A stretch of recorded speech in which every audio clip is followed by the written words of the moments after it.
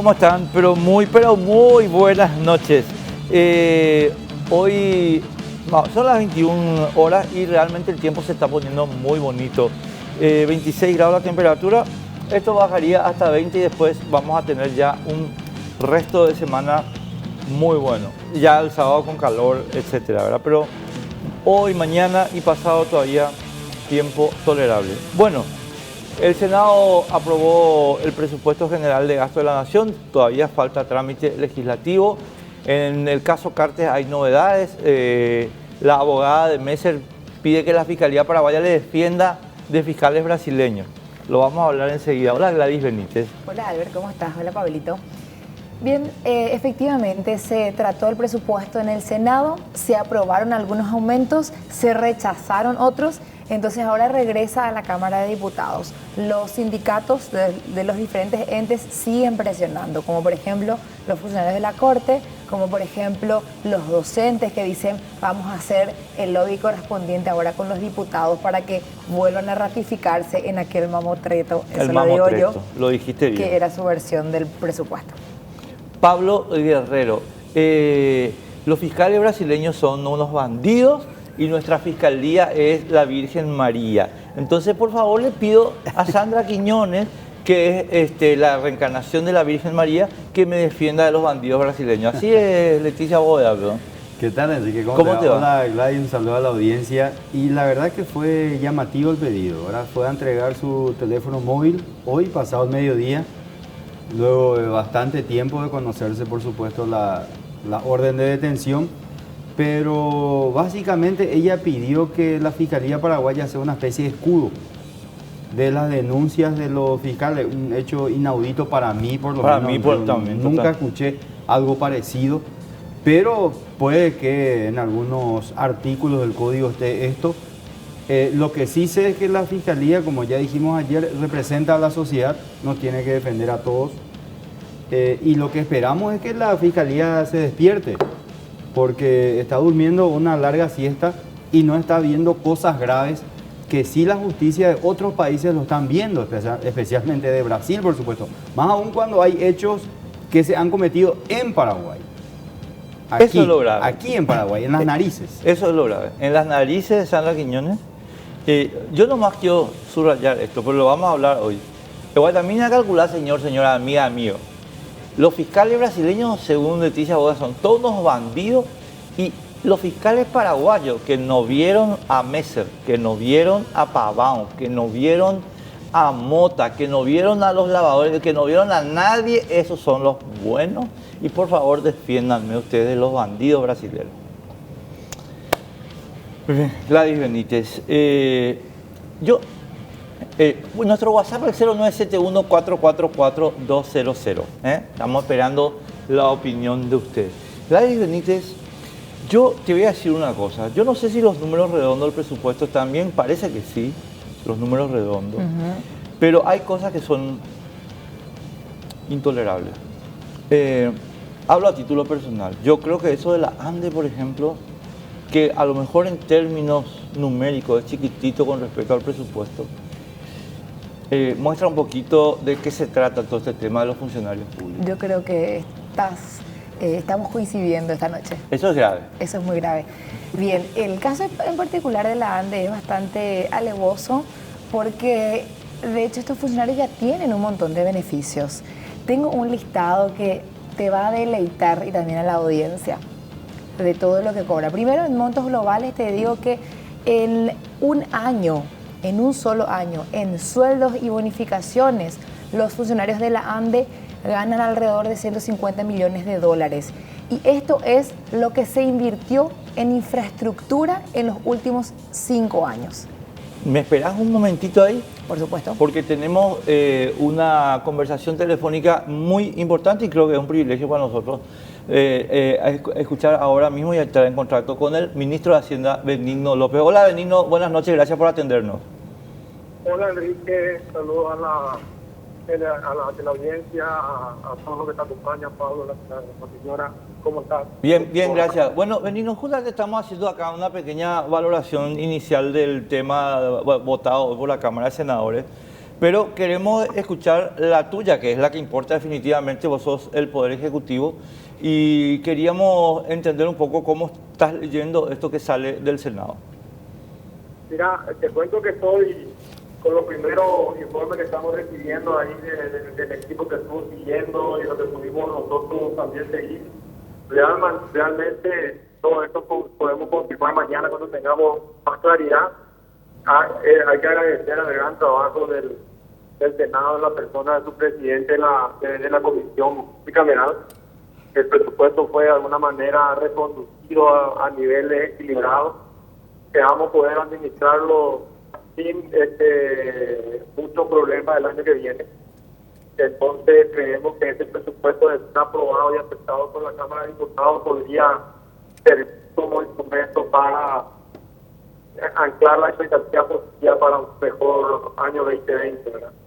Claro. Ahora, Benigno, acá estábamos diciendo con Gladys, quiero compartir un poco contigo esto. Yo creo que efectivamente en números redondos la cosa queda en términos generales muy parecida a la que habían propuesto ustedes desde el Poder Ejecutivo. Ahora, hay factores que son, yo sé que en el global, en lo que al ministro de Hacienda le importa en términos reales, no es significativo lo que voy a decir, pero Benigno, hay un caso simbólico acá, que es el tema de los privilegios que se están acumulando para algunas reparticiones públicas. Me estoy refiriendo, por ejemplo, a la ANDE. Yo sé que ustedes trabajaron en esa negociación, por lo menos para dar el visto bueno a lo que acordó Villordo, pero realmente no entiendo cómo se le puede decir al país, señores, ustedes tienen que pagar 150 millones de dólares por año para los salarios de la ANDE, sus aguinaldos y compañía, y ahora más otra vez. Y aparentemente también hay movidas para lograr algo parecido con el sector docente. ¿Qué te parecen esos elementos? Mira, yo creo que con el sector docente estuvo muy elocuente el senador Odenar, que ha hecho un esfuerzo importante desde el Estado y desde todos los contribuyentes en los últimos 3 años. Tuvieron aumentos de 10%, 16% y 16%. Y el año que viene lo único que se pide es en lugar de tener desde enero o de abril, lo van a tener desde julio. La atención a la presión presupuestaria, no estamos diciendo si es bueno o malo, si corresponde o no. Estamos hablando de una cuestión exclusivamente financiera, de esta manera que ellos puedan llegar al salario mínimo docente en el tiempo. Y también que puedan empezar a hacer la otra parte de la ecuación, que fue el compromiso de mayor capacitación, evaluación de competencias, que es la parte que está un poco densa. Nosotros es un compromiso que está cumplido en su momento y queremos cumplirlo de la mejor manera posible. Y de esa manera es la cosa que nosotros proyectamos y que el Senado aceptó. Bien podemos discutir que hubo aumentos casi 3 años, que son casi 300 millones de dólares adicionales al presupuesto de educación. También hay un entendimiento del docente, es el centro fundamental de la transformación de la reforma que estamos haciendo.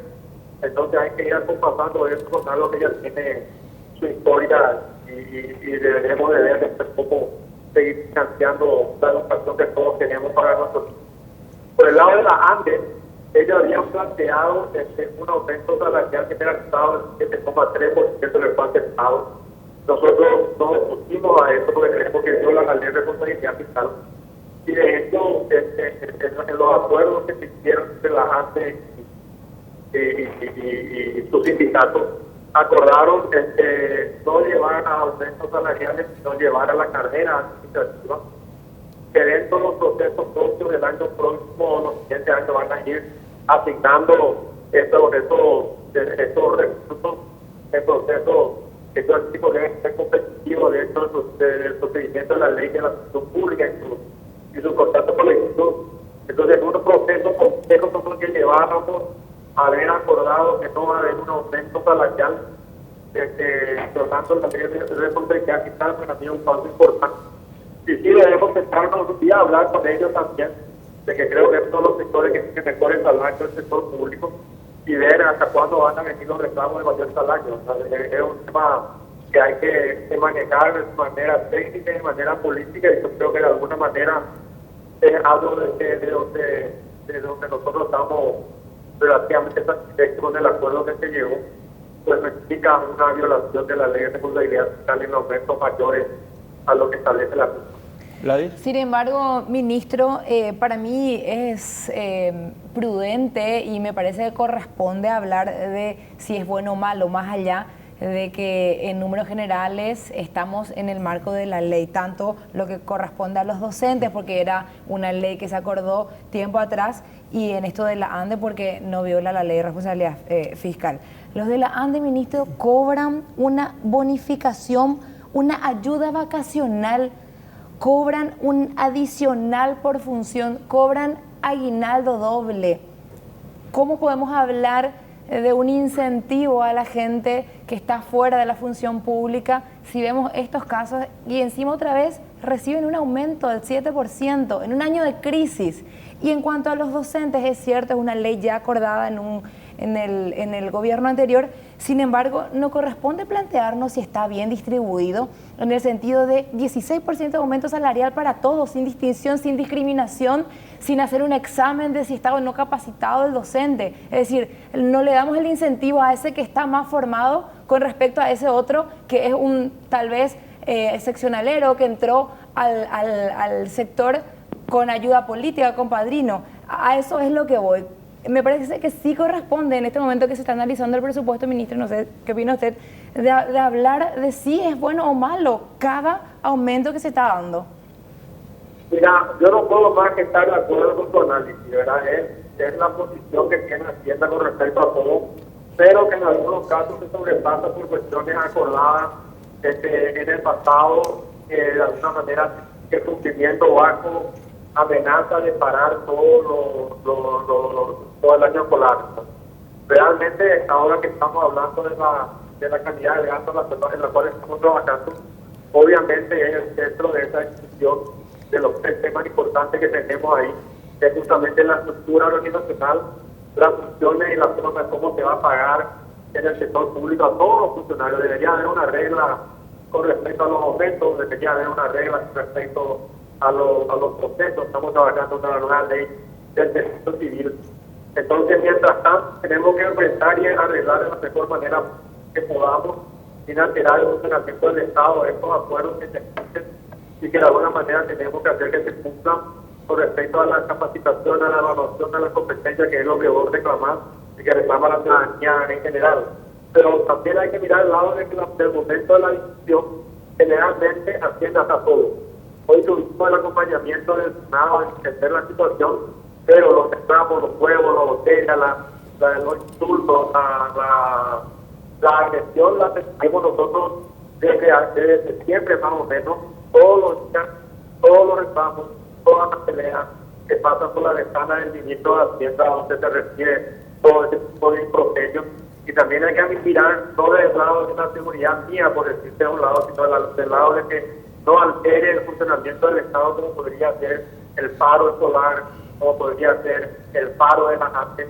Entonces yo creo que tiene que estar por un proceso de consentimiento y de no hacer una nueva regla de juego para el sector público, para que la forma de acceder a mejores salarios sea a través de procesos competitivos y no de una manera generalizada como suele ocurrir, que es lo que pudimos conseguir como bueno en esta discusión que participamos en la participación, que también a mí me llama la atención de esa participación de Hacienda. Hoy he dispuesto que no participemos más en una tripartita, porque si no se nos reprocha la responsabilidad de participar de ella y aprobar. En realidad no es una aprobación del ministerio.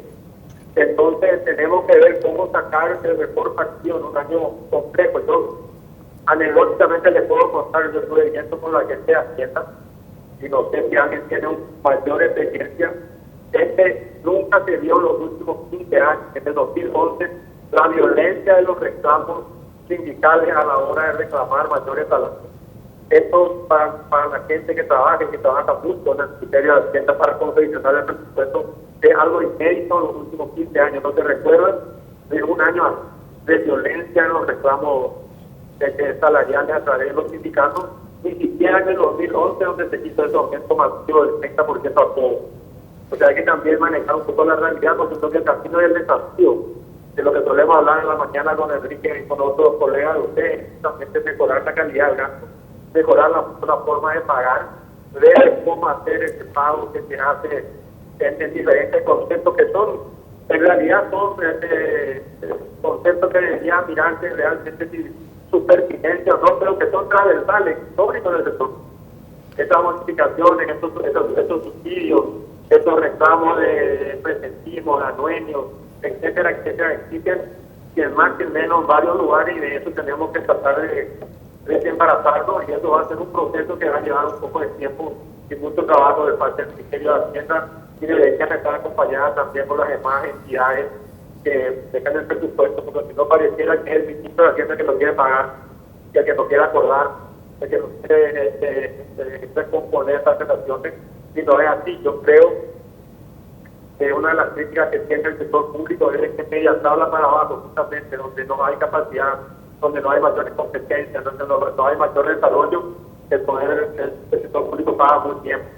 Entonces, los incentivos están mal creados. En cambio, la parte de la responsabilidad de la decisión, el poder del público no paga de la manera en que se debería pagar. Entonces, no atraemos a los mejores talentos, y es difícil que los que tengan la capacitación vayan a trabajar a otro lado, porque no van a ganar lo que ganan en el sector público. Tal cual. Sí, ministro, se me adelantó a la pregunta siguiente que tenía para usted, que se refería justamente a una ley eventual de política salarial en el sector público que contemple en estas exigencias, y que necesariamente también va a tener que haber un consenso político para llegar a esto, de tal modo a que las instituciones o Hacienda no tenga que ceder ante las presiones, o mejor dicho, extorsiones de estos sindicalistas, en detrimento no solamente de la imagen que tiene el gobierno, sino también en la amenaza al funcionamiento en sí institucional, porque no estamos dando margen, por ejemplo, al hacer un presupuesto más rígido, a los movimientos que pueda tener Hacienda en el momento de ejecutar el próximo año.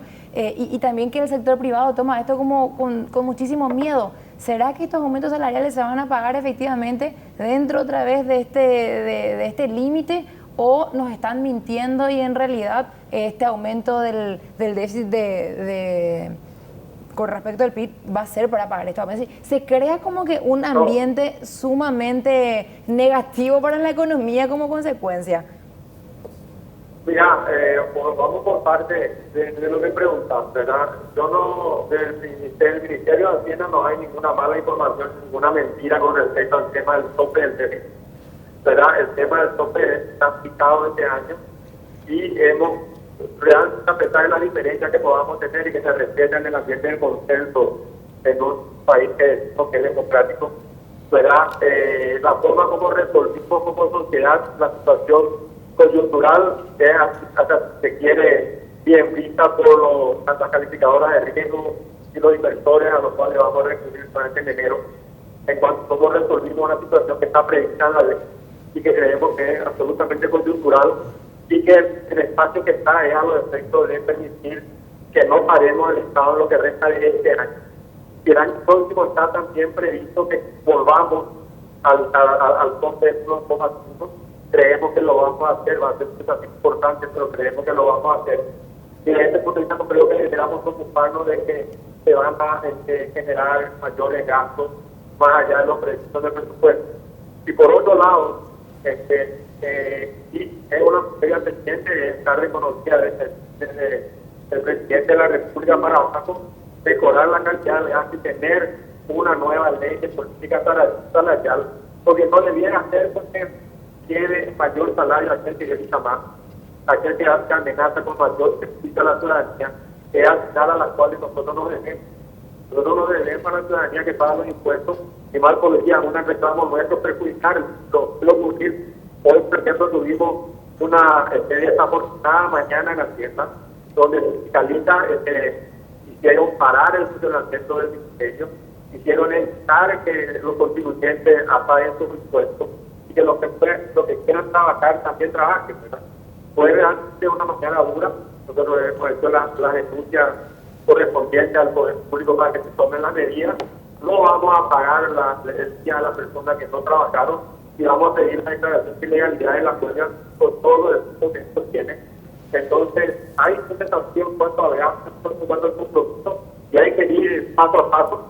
Yo no puedo dejar de reconocer el gran esfuerzo del día de hoy de los senadores y seguir trabajando hacia adelante para ir mejorando esos reclamos que son absolutamente justos de toda la ciudadanía y de lo que suele broma y deber retarme mucho y reclamarme mucho de que está contigo ahí.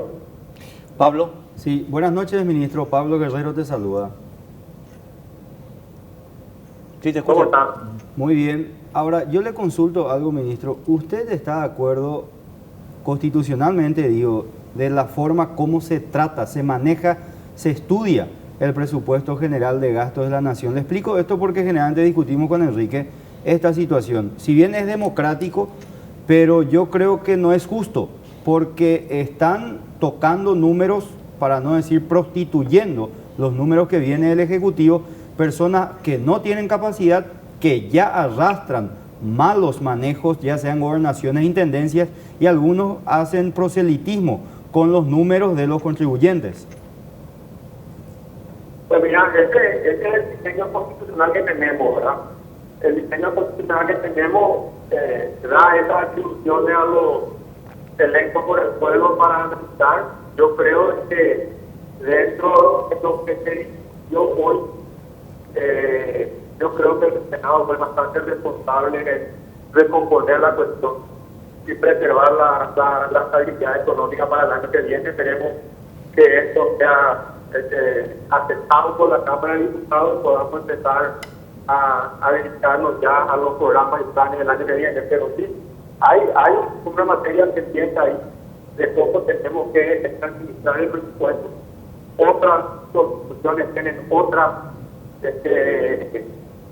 modalidades, pero hay también que reconocer que de un tiempo a esta parte de la licencia, la ley de responsabilidad fiscal, se respeta la estimación de ingresos de Hacienda, que eso no ocurría antes, y que de esa forma se pensaban ingresos para financiar gastos que no tenían su contrapartida y hacían que todo vaya directamente a salarios y no a otras inversiones. Tenemos un plan de inversión importante para el año que viene, que con este presupuesto lo vamos a poder llevar adelante y que encima nos acompaña, seguramente vamos a tener un mejor año que este que se va.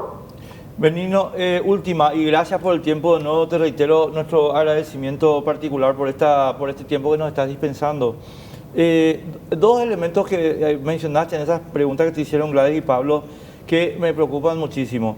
El primero es la violencia de los reclamos sindicales, y yo uso el término violencia en el sentido de paralizar la provisión de servicios a la cual está obligada el Estado. Y entonces voy a la cuestión de los contratos colectivos y esta es la pregunta.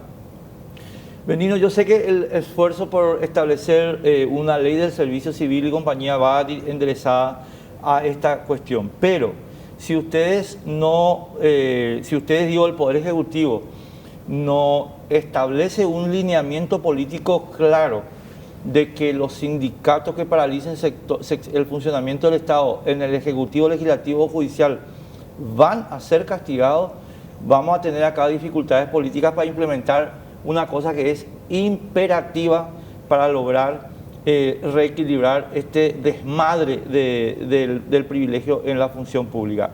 Lo siento mucho, Benigno, yo sé que vos estás comprometido con eso, pero quiero señalarte que esta violencia del reclamo sindicales no es ningún accidente, es el resultado necesario de un esquema que ha convertido a la burocracia paraguaya en realidad en una oligarquía que está viviendo de exacciones. Así de simple. Yo creo que con cariño y con esfuerzo vamos a ir cambiando eso del compromiso. Y como te agradezco que reconozca pero siempre se reconoce también lo bueno de todo el esfuerzo que se hace de este lado del contador. Y esto yo creo que va a llegar, es una cuestión de tiempo. Tenemos que ser inteligentes en lo que estamos aplicando la cosa pública y también los sindicatos de cómo va a llegar, porque este esquema no puede avanzar. Seguir gastando de la misma manera, haciendo lo que siempre hicimos, no vamos a tener resultados diferentes. Necesitamos una reforma de gasto público, necesitamos una nueva política salarial, necesitamos revisar los contratos colectivos, que al final, si uno mira una ley vieja, yo estoy invocando del 94, que tal vez no se puede reclamar lo que no está en el presupuesto, y no se puede hacer huelgas por las cuestiones que no están presupuestadas, que no se puede exigir al ciudadano mayor compromiso tributario, y eso debe ser una cuestión que amerite la huelga. Yo estoy tratando y yo voy a aplicar esa ley en Hacienda, y voy a decir que esa ley a la declaración de huelga que nos hicieron, esperando que todo haga lo mismo, porque la ley está en texto y nunca fue cuestionada. Entonces, hay que hacer, cada uno tiene que tomar la responsabilidad. Necesitamos trabajar más coordinadamente los ministerios, las entidades de respetar el presupuesto del poder ejecutivo, que es el presidente, que es el jefe, al final del día, y no dejar que sea una cuestión allá lejos del ministro de Hacienda, que es el que nos quiere gastar, que es el que nos entiende la situación. Entiendo perfectamente la situación que hay que hacer un esfuerzo enorme en una nueva política salarial y que se reglas claras para acceder a los cargos públicos y para ganar mejor dentro de la cadena. Esto debe ser una cuestión de mayor de quien puede hacer un factor de que tenga el mayor beneficio. Porque todo ha ocurrido lo que está ocurriendo, que yo tengo consecuencia de eso. Todos están creándole problemas ciudadanos, ya que pagan los impuestos para que cobramos otros sueldos. Van a ir a conseguir factores salarios, entonces, y obviamente, tenemos que incentivar eso, tratando de que eso se llegue a traer un diálogo razonable y dentro de reglas claras para todos, no para unos cuantos. Benigno, gracias por todos los datos, gracias por tu tiempo y muy amable por atendernos a esta hora. Gracias a usted y que tenga una noche. Gracias. Benigno López, ministro de Hacienda. Escucho sus valoraciones, señores. Decime cuántos minutos tenemos.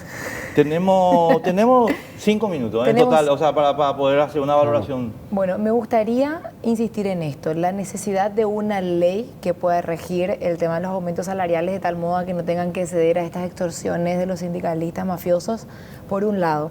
Por otro lado, me gustaría también hacer este repaso rápido para que veamos nomás y podamos indignarnos juntos los que no somos funcionarios de la ANDE. Gourmet Card tienen los funcionarios de la ANDE. Así, cuando nosotros hablamos de que se le descuenta el 50% de la tarifa de energía eléctrica, eso es lo básico. Ese es Wirorelli. Nada, recreo. Gourmet Card. Ayuda vacacional. Te ayudan para que vos te puedas ir de vacaciones, te pagan para que vos salgas de tus vacaciones. ¿En dónde? ¿En dónde te pagan eso? ¿En qué otro lugar? Aguinaldo adicional por logro anual, es decir, el doble aguinaldo, el segundo aguinaldo. Adicional por función. Bonificación, eso ya dije de la tarifa. Casos específicos, por ejemplo, adicional por personal prevenido, adicional por supervisión y fiscalización, las horas extras que ya sabemos que hay premios de acuerdo a la cantidad de lecturas realizadas para estos operarios que recorren las casas. Es decir, son un montón de beneficios que tienen los funcionarios de la ANDE que no tienen otros trabajadores. ¿Y por qué tenemos que darles? Ellos dicen, pero es nuestro presupuesto. ¿Por qué nosotros tenemos que hacer este aporte intergubernamental? Y porque, hermano, no es tu empresa privada. Si vos no querés transferir, hacete vos mismo una empresa. Instalar una fábrica y manejarte según el sector privado, pero esta es una institución pública, entonces tiene que haber estos aportes intergubernamentales. Y para hacer también un redondeo con respecto a los docentes, es cierto, la función de los docentes, que es importante para la sociedad, todo nadie discute, pero ¿qué otro sector, como dijo Beto Velar hoy, qué otro sector recibe durante 4 años consecutivos un aumento salarial de 16% cada año? O sea, ellos hoy salieron a movilizarse porque en vez de tener desde abril, desde enero el aumento van a tener desde julio. Si era desde abril, implicaba 30 millones de dólares más. Si era desde enero, iba a ser 60 millones de dólares más. Es decir, al año implica más o menos 120 millones de dólares que se va no para la excelencia educativa, no, específicamente aumento salarial, porque cuando el docente sale a movilizarse, es mentira que sale porque, quiere una mejor, bueno, seguramente sí hay quienes quieren una mejor educación en general, pero ellos no piden mejor infraestructura, vamos a invertir en capacitaciones, vamos a ver de mejor merienda escolar. No, su principal objetivo son sus bolsillos, son sus aumentos salariales. Y me parece injusto que se les tenga que dar a todos por igual, que es lo que le decía al ministro. Y si tenemos tiempo, hacemos un repaso rapidísimo de lo que se aprobó y lo que no se aprobó en el Senado cuando vos me digas. A la vueltita. Pablo, ¿hubo alguna valoración sobre lo que dijo el ministro? Y yo creo que hay demasiado egoísmo en el funcionariado público. Hay gente que no conoce cómo vivimos y hay gente que sabe perfectamente que estamos en crisis y no le importa tres pepinos. Lo único que le interesa es su bienestar, su bolsillo, desprecio al contribuyente, que es el verdadero patrón. Y algunos son sindicalistas eternos, cepilleros del poder de turno, así yo les califico. Y algunos que quieren hacer un buen trabajo son oprimidos y opacados por esta clase que dominan las instituciones públicas. Y yo voy a decir una cosita, estimado amigo, pero no para discutir con mis compañeros, simplemente quiero poner en contexto y hacer una breve historia, para que ustedes sepan de dónde vienen algunas cosas que están pasando en nuestro país. En abril de 1999 se produjo un golpe de Estado en nuestro país, estimados amigos. La Corte Suprema de Justicia de la República del Paraguay declaró que el presidente provisional de la República, Luis Ángel González Maqui, no debía convocar elecciones como ordena la Constitución. Y en consecuencia prolongó su mandato, que tenía que durar 90 días, 4 años. Esto generó una situación que se llama, en ciencias políticas, de ilegitimidad de origen, a la cual se agregó una de ilegitimidad de gestión que no tiene nada que ver ahora para lo que voy a mencionar. A raíz de esto, el señor González Maqui se vio obligado, estimados amigos, para poder sostener el funcionamiento de su gobierno, a hacer una serie de concesiones a elementos fácticos de poder en la República del Paraguay, entre los que se cuentan los sindicatos del sector público. Principalmente, por ejemplo, el sindicato de la ANDE, el sindicato del Poder Judicial, el sindicato de los sindicatos docentes, que recibieron, a cambio de no movilizarse, privilegios que son totalmente inaceptables en cualquier país del mundo y en cualquier tiempo del mundo, y que ningún gobierno con legitimidad hubiera aceptado. Aquí los aceptó Lucho González Maqui porque era su modo de encubrir el golpe de Estado. Eso fue legitimado por personas en la corte, en el sistema judicial, todavía no estaban en la corte, como Miriam Peña, que por las mismas razones estableció una doctrina, estimado amigo, judicial paraguaya, que es increíble y es un prevaricato puro y duro permanente. Y esta doctrina, que está vigente lastimosamente, dice lo siguiente, y yo no quiero que me crean a mí, pregunten a sus abogados amigos. En Paraguay, aunque ustedes no lo crean, los violadores de la ley tienen derechos adquiridos.